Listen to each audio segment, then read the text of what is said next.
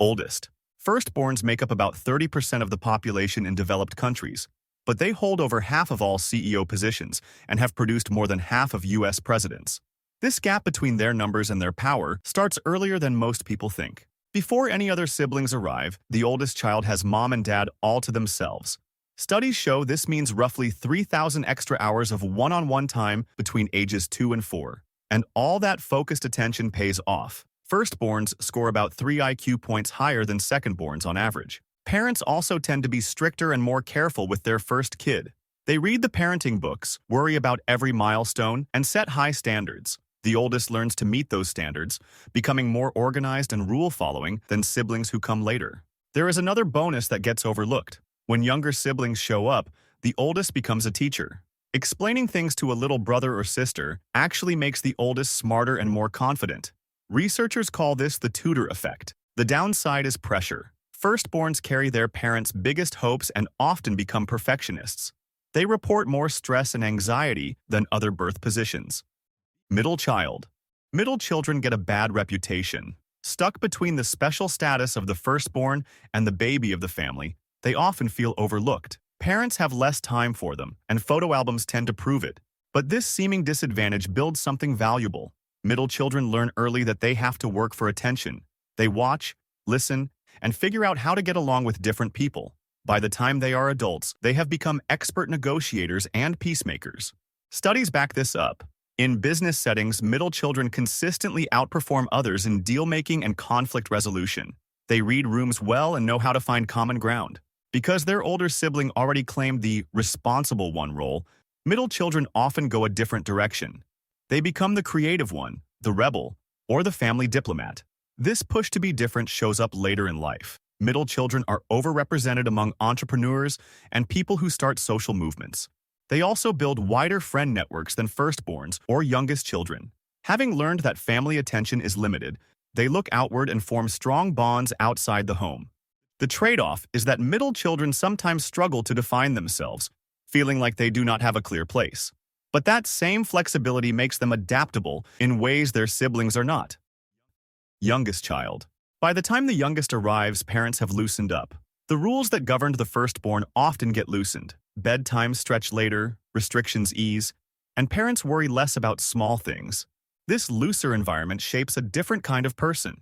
Youngest children tend to be funnier, more charming, and more willing to take risks. They had to be. In a house full of older, smarter siblings, humor and charm were the tools that got them around. And the data supports this. Lastborns show up far more often in comedy, acting, and creative fields. They score higher on traits like openness and agreeableness. They are also more likely to try new things and challenge the way things have always been done. Part of this comes from watching siblings make mistakes first. The youngest learns what works and what does not, without having to fail themselves. They also benefit from older siblings who teach them, play with them, and sometimes do their homework for them. The flip side is that youngest children can struggle with self-discipline. Used to others helping out or cutting them slack, they may find it harder to push themselves when no one is watching. But that same easygoing nature makes them some of the most likable and socially gifted people in any room. Only child. Only children get all the attention firstborns get, but they never have to share it. About 20% of American families now have just one child, and in urban China that number tops 40%. Without siblings, only children spend more time around adults. They join grown-up conversations earlier and often develop stronger vocabularies. Studies show they match or beat firstborns on IQ and school performance.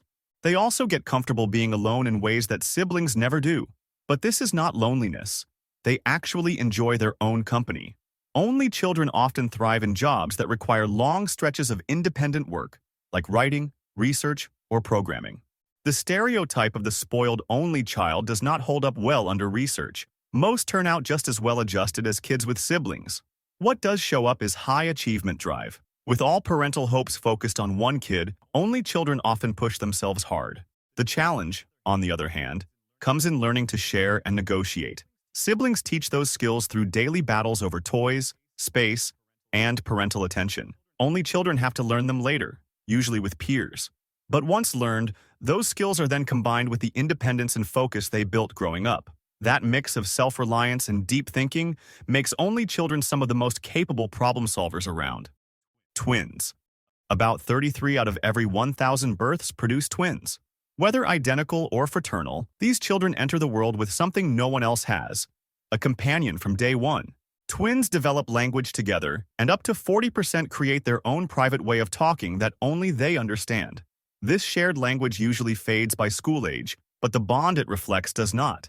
Twin relationships are significantly stronger than typical sibling bonds throughout life. Growing up with a same-age partner changes social development in interesting ways.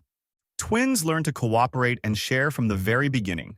They practice reading emotions and body language on someone who is always there. As adults, they score higher on empathy and emotional awareness tests than people who grew up alone. Twins also report less social anxiety. They have never known what it feels like to be truly alone, and that security stays with them. The challenge is becoming your own person. When you share a birthday, a face, and sometimes a bedroom, carving out a separate identity can be hard. Parents and teachers often compare twins, which can create rivalry or make it harder to stand apart. Often, twins do figure it out. It just takes them a bit longer than others to develop strong individual identities while also keeping that unbreakable bond. They end up with the best of both worlds, a sense of self and a lifelong companion who understands them like no one else can. The gap child. When siblings are born 6 or more years apart, something unusual happens.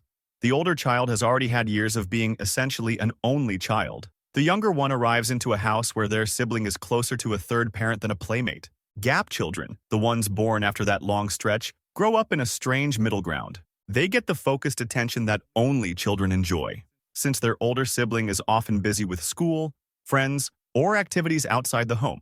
But they also have a built-in role model who is far enough ahead to seem impressive rather than annoying. Research shows that gap children often mature faster than kids with closer-aged siblings. They spend more time around older people and less time in the chaos of same-age sibling fights. Their older brother or sister can drive them places, help with homework, and offer advice about what is coming next in life. But the older sibling in a gap situation also benefits. By the time the baby arrives, they are old enough to help out in real ways. Many report feeling a sense of pride and purpose in watching their younger sibling grow. Some describe the relationship as more like being an aunt or uncle than a traditional sibling. The downside is that gap siblings often miss out on the typical brother-sister bond. They do not share friends, schools, or childhood memories the same way close-aged siblings do. The older one may leave for college while the younger is still in elementary school. They grow up in the same family but almost in different eras. Still, many gap children report becoming closer as adults, once the age difference matters less. If you enjoyed this video, you're going to love this next one. Thanks for watching.